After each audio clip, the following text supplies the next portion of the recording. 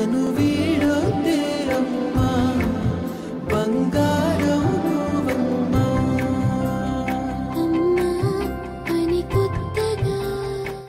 నమస్తే ప్రేక్షకులందరికీ మాతృదినోత్సవ శుభాకాంక్షలు. మాతృదినోత్సవం అనేది మన భారతీయ సంస్కృతిలో భాగం కాకపోయినప్పటికీ కూడా ఈ రోజున బిజీ షెడ్యూల్లో మన అమ్మ కోసం మనం ఒక రోజు కేటాయించుకోవాల్సిన అవసరం ఎంతైనా ఉంది. దానికోసమైనా ఈ మాతృదినోత్సవాన్ని చాలామంది జరుపుకుంటున్నారు, అమ్మలతో హ్యాపీగా ఉంటున్నారు కూడా. ఒక పక్క రాజకీయాలు, మరో పక్క కుటుంబ బాధ్యతలు. మరి ఇంత బిజీ షెడ్యూల్లో కూడా డీకే అరుణ తన పిల్లలతో ఎలాంటి అనుబంధాన్ని కలిగి ఉన్నారో ఆవిడ మాటల్లోనే అడిగి తెలుసుకుందాం. మనతో పాటు డీకే అరుణ, ఆమె కూతురు స్నిగ్ధ గారు కూడా మనతో పాటు సిద్ధంగా ఉన్నారు. నమస్తే అండి.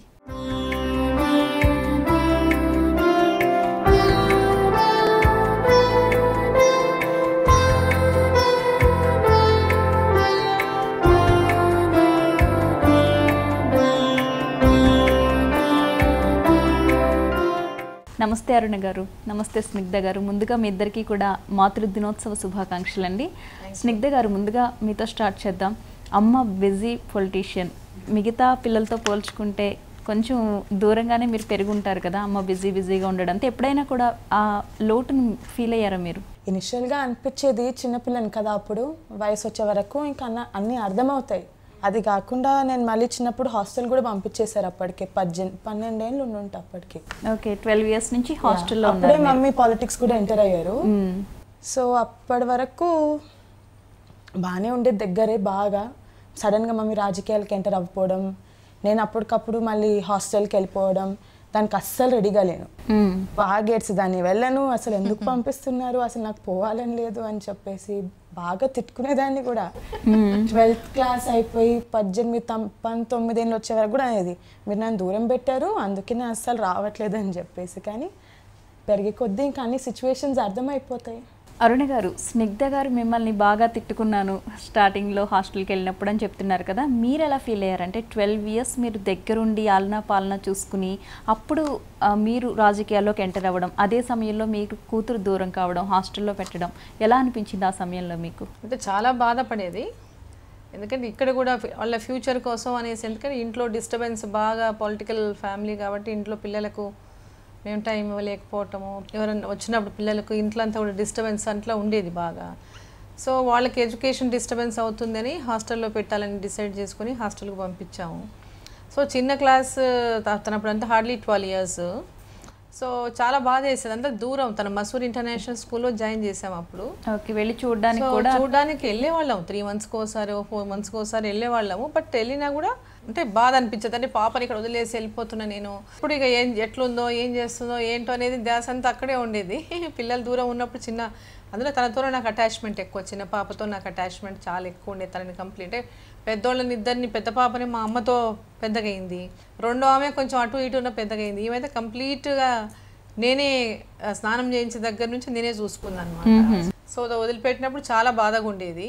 అకేషన్స్లో కూడా కలవలేని సందర్భాలు ఎప్పుడైనా ఉన్నాయా? అటువంటి సందర్భాల్లో మీరు ఆమెని మీద కోప్పడడం కానీ, లేక మీరు తనని తిట్టడం కానీ, ఇటువంటి సందర్భాలు ఎప్పుడైనా జరిగాయా? పిల్లలు న్యాచురల్గా మా మమ్మీ ఫోన్ చేయలేదు, మా మమ్మీ నాకు ఇంకా కాల్ చేయలేదు అని ఉండేది పిల్లలకి. మమ్మీకి మేము ఎడ గుర్తున్నాం, మమ్మీ ఎంతసేపు ఇక పాలిటిక్స్ ప్రజలే మమ్మీకి అని ఇట్లా అనేటోళ్ళు అంటుంటారు. ఇక మమ్మీ ఫుల్ బిజీ, మీరంతా ఎప్పుడు అసలు మేము ఏవి గుర్తుండవు మీకు అని అనేటోళ్ళు పిల్లలు. బట్ ఇప్పుడు ఈ ఏజ్ వచ్చినాక వాళ్ళు అండర్స్టాండ్ చేసుకుంటారు, ఇప్పుడు ఆ ప్రాబ్లం లేదు. వాళ్ళు చిన్నగా ఉన్నప్పుడు ఫీల్ అయ్యేటోళ్ళు అనమాట, మా మమ్మీ రాలేదనో లేకపోతే మా మమ్మీ ఉండేది. కానీ బట్ ఆఫ్టర్ సమ్ ఏజ్ వచ్చిన తర్వాత now they are able to understand the situations. Okay, Snigdha గారు, ఇన్ని సంవత్సరాల ఆమె పెంపకంలో ఇప్పటికీ కూడా మీరు ఆమెతో చాలా సందర్భాల్లో గడుపుతూ ఉంటారు కదా, మ్యారేజ్ ఆఫ్టర్ మ్యారేజ్ కూడా.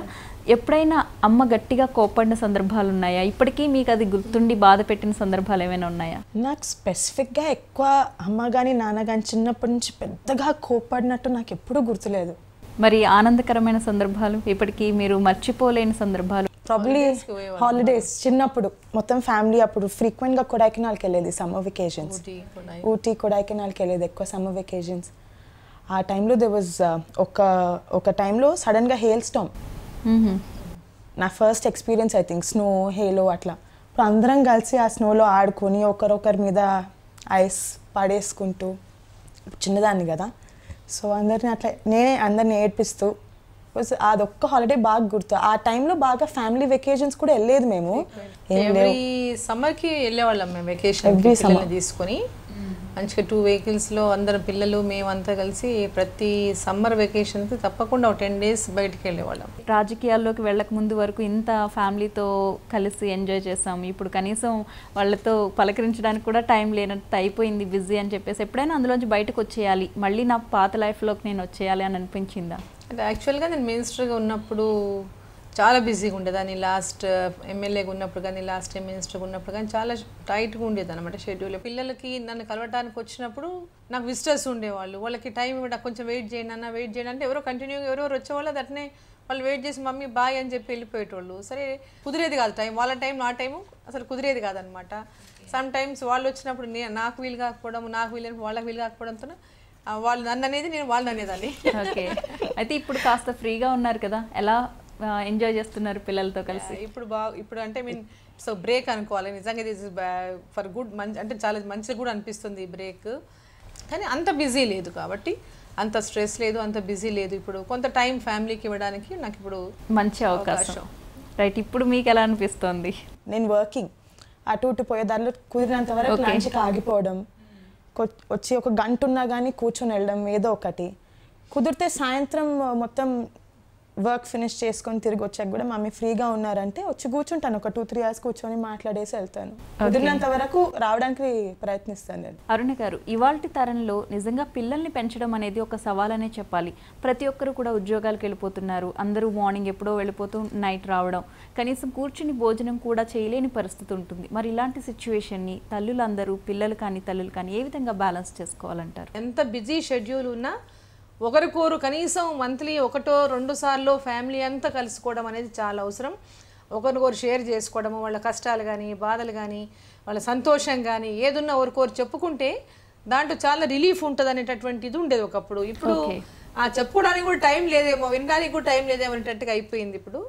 సో ఇట్స్ వెరీ ఇంపార్టెంట్ ఫ్యామిలీస్లో అఫెక్షన్స్, అటాచ్మెంట్స్ అనేది ఖచ్చితంగా ఉండాల్సినటువంటి అవసరం ఉంది. ఎక్కడ కూడా ఫ్యామిలీతో పిల్లలు తల్లులతో కానీ ఇంకా లేదా ఫ్రెండ్స్ కానీ ఏదైనా any kind of relation, so ఆ రిలేషన్షిప్ అనేది మెయింటైన్ చేయాల్సినటువంటి అవసరం అయితే ఉంది.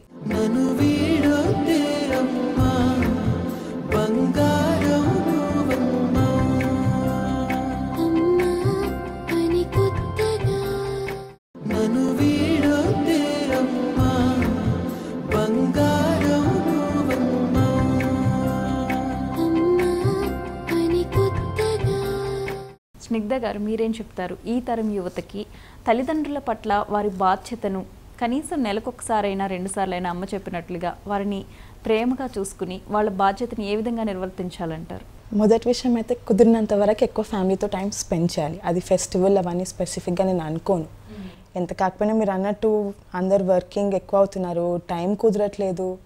మంత్లీ ఒక్కసారి అని కాదు కానీ తప్పకుండా వీకెండో సండేనో హాలిడే ఉంటుంది, వీకెండ్ తప్పకుండా వచ్చి కూర్చోవాలి. ఎంత కాకపోయినా 2-3 hours కలిసి కూర్చొని మీరు మళ్ళీ రేపు పిల్లలు ఉన్నప్పుడు వాళ్ళకి ఫ్యామిలీ విలువ తెలవాలి తప్పకుండా.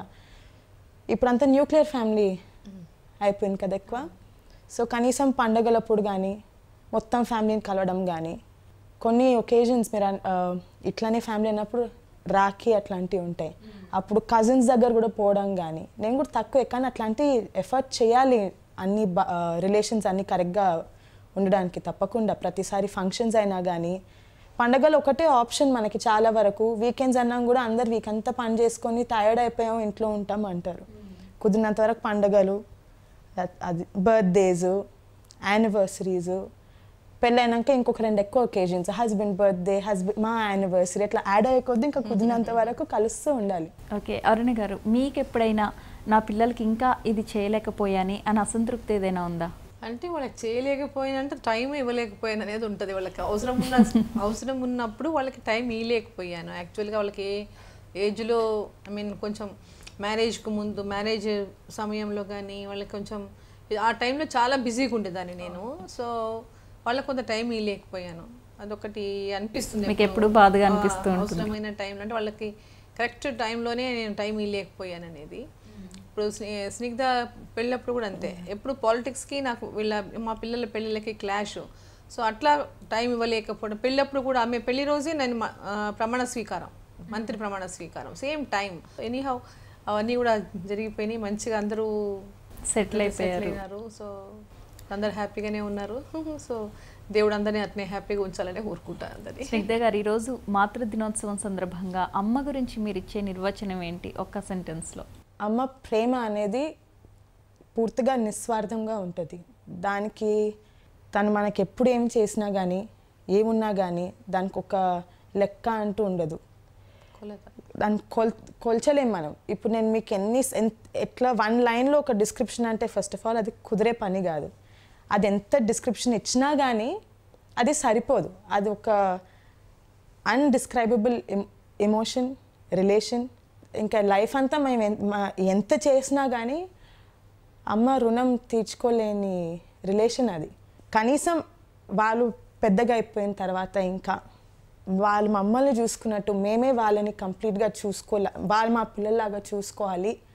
కనీసం వాళ్ళు మాకు ఇచ్చిందంతా అట్లే వాళ్ళని హ్యాపీగా ఉంచుకోగలిగే పరిస్థితిలో ఉంటే I would be very happy. అమ్మని తర్వాత పిల్లలే అమ్మలా చూసుకోవాలి, అమ్మని తర్వాత పిల్లలే అమ్మలాగా చూసుకోవాలి. రైట్. అరుణ గారు, ఈరోజు మాతృ దినోత్సవం సందర్భంగా ప్రేక్షకులకు మీరు ఇచ్చే సందేశం ఏంటి? అలాగే మీరు కూడా ఒక అమ్మకి కూతురే కదా, ఆ సందర్భంగా మీరు మాట్లాడేది. 3 years ఈ మంత్ ఎండ్ అవుతుంది, 3 years అవుతారు మా మదర్ చనిపోయి యాక్చువల్గా.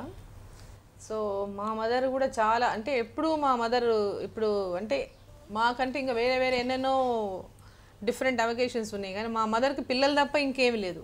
పిల్లలు, మా ఫాదరు, పిల్లలు తప్ప మా అమ్మకి ఇంకేది ఉండేది కాదు. వేరే ప్రపంచం ఏం వండి పెట్టాలా, వాళ్ళకి ఏం చేసి పెట్టాలా, వాళ్ళకి ఏమి ఇవ్వాలా, ఏం చేయాలా, అదే థాట్లో ఉండేది మా అమ్మ. ఎంతసేపు మా కోసం వెయిట్ చేయడము, మాతో ఎప్పుడు వస్తారో ఎదురు చూడడం. చివరి దశలో మేము టైం ఇవ్వలేకపోయాం మా అమ్మకు కూడా. మేము అమ్మతో కూర్చొని ఆమె ఎక్స్పెక్ట్ చేసేది నేను వచ్చి కూర్చొని తనతోనే ఉండాలని, తనతో టైం స్పెండ్ చేయాలని ఉండేది. బట్ అప్పుడు ఉన్నటువంటి నా పొలిటికల్ దీంట్లో ఎక్కువ సమయం అమ్మకి ఇవ్వలేకపోయేదాన్ని. But I feel every time అరే మా అమ్మకు నేను తను ఎక్స్పెక్ట్ చేసిన ఇది నేను లాస్ట్ మినిట్లో చేయలేకపోయినటువంటి ఫీలింగ్ కూడా ఎప్పుడు అది అనిపిస్తూ ఉంటుంది యాక్చువల్గా. అంటే ఒకనాటికి నేను కూతుర్ని, ఈరోజు నేను తల్లిని. సో ఈరోజు నా కూతురు రేపు తల్లి. సో ఇది ఇట్ గోస్ ఆన్. మదర్ అనేది, తల్లి అనేది, అమ్మ అనేది. సో ఇది ఒక మధురమైనటువంటి ఒక పిలుపు, అమ్మ అనే పిలుపు. సో ప్రతి ఒక్కరు కూడా అమ్మను గౌరవించాలి, అమ్మను ప్రేమించాలి, అమ్మను పూజించాలి. సో అమ్మ లేనిదే ఈ ప్రపంచం లేదు అనే విషయాన్ని అందరూ కూడా గ్రహించాలి. ఆ అఫెక్షన్స్, అటాచ్మెంట్స్ ఎప్పటికి కూడా ఉండేలాగా. మరి ఈరోజు మదర్స్ డే అంటే మన సాంప్రదాయం కానప్పటికీ మదర్స్ డే అంటే ఆ మదర్స్ డే అనే వర్డ్కి గౌరవించి అందరూ కూడా మదర్ని ఆ రోజు ఏదో రకంగా తమ మదర్ని హ్యాపీగా ఉంచడానికి ప్రయత్నం చేయాలి. అరుణ గారు, స్నిగ్ధ గారు ఇద్దరికి కూడా మరొకసారి మాతృ దినోత్సవ శుభాకాంక్షలు తెలియజేసుకుంటూ ధన్యవాదాలండి. నన్ను వీడొద్దే అమ్మా, బంగారం నువ్వమ్మా. అమ్మా అని కొత్తగా నన్ను వీడొద్దే అమ్మా, బంగారం నువ్వమ్మా. అమ్మా అని కొత్తగా. నమస్తే. హెచ్ఎంటీవీ ప్రేక్షకులకు మదర్స్ డే శుభాకాంక్షలు. మనం వేసే ప్రతి అడుగు వెనక అమ్మ ఉంటుంది, మనం చేసే ప్రతి పని వెనక అమ్మ ఉంటుంది. మరి అమ్మ ప్రేమకు సరైన నిర్వచనం తెలియజేసేందుకు మనతో పాటు ఉన్నారు రోజా రమణి గారు. వారి మాటల్లో అమ్మ ప్రేమ గురించి ఒకసారి తెలుసుకుందాం.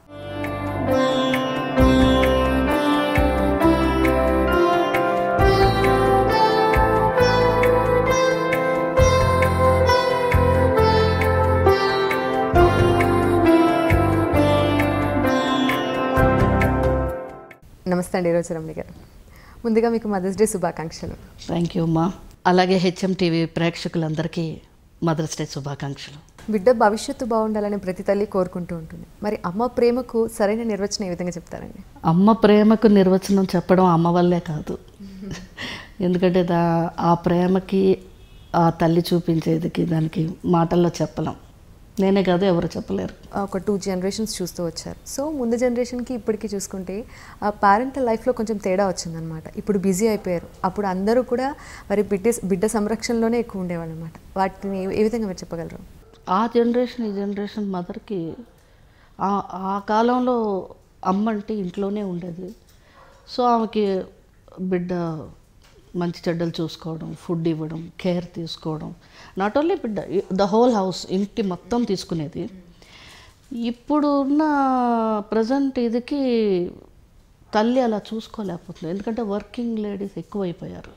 సో ఇప్పుడు చాలా కష్టం, అమ్మకి అన్నది చాలా కష్టం అయిపోయింది. ఎందుకంటే బయట చూసుకుని పని చూసుకుని ఇంటికి వచ్చి హస్బెండ్ని, చిల్డ్రన్ని, మేబీ ఇంట్లో ఎవరు ఉంటే అత్తగారిని కానీ మామగారు ఎవరైనా వాళ్ళు మొత్తం ఇల్లు కేర్ టేక్ చేసుకోవాలంటే చాలా కష్టంగా ఉంది.